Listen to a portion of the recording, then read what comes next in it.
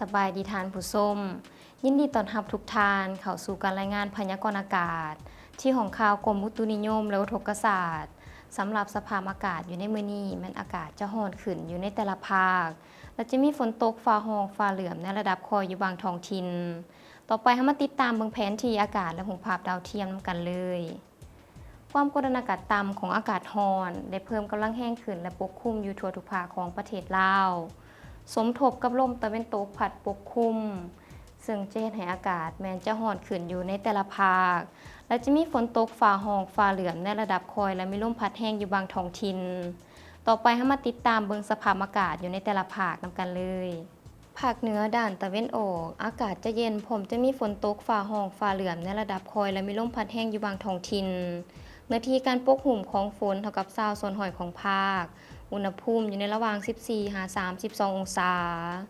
ภาคเหนือด้านตะวันตกอากาศร้อนร้อนเอา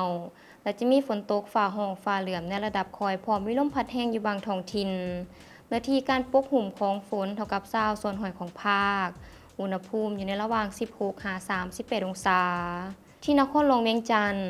อากาศร้อนพร้อมมีหมอกแห้งปกคลุมอยู่ทั่วไปและมีลมพัดแห้งเป็นบางโอกาสอุณหภูมิอยู่ในระหว่าง23-37 องศาภาคกลางอากาศร้อนขึ้นเติมพร้อมมีหมอกแห้งปกคลุมอยู่ทั่วไปและมีลมพัดแห้งเป็นบางโอกาสอุณหภูมิอยู่ในระหว่าง17-37 องศาสำหรับแขวงเซซุมบูรณ์อากาศเย็นและมีลมพัดแห้งเป็นบางโอกาสอุณหภูมิอยู่ในระหว่าง13-34 องศาภาคใต้อากาศร้อนร้อนเอาพร้อมมีหมอกแห้งปกคลุมอยู่ทั่วไปและมีลมพัดแห้งอยู่บางท้องถิ่นอุณหภูมิอยู่ในระหว่าง19-38 องศาสำหรับเขตภูเพียงบริเวณอากาศหนาวเย็นพร้อมมีลมพัดแห้งอยู่บางบริเวณอุณหภูมิอยู่ในระหว่าง12-30 องศาท่านผู้ชมที่เคารพมาฮอดนี้การรายงานพยากรณ์อากาศก็ได้หมดเวลาลงแล้วท่านสามารถติดตามข่าวสารการพยากรณ์อากาศได้ที่ Facebook และ YouTube ที่ขึ้นด้านล่างนี้สำหรับมื้อนี้ขอกล่าวคำว่าสบายดี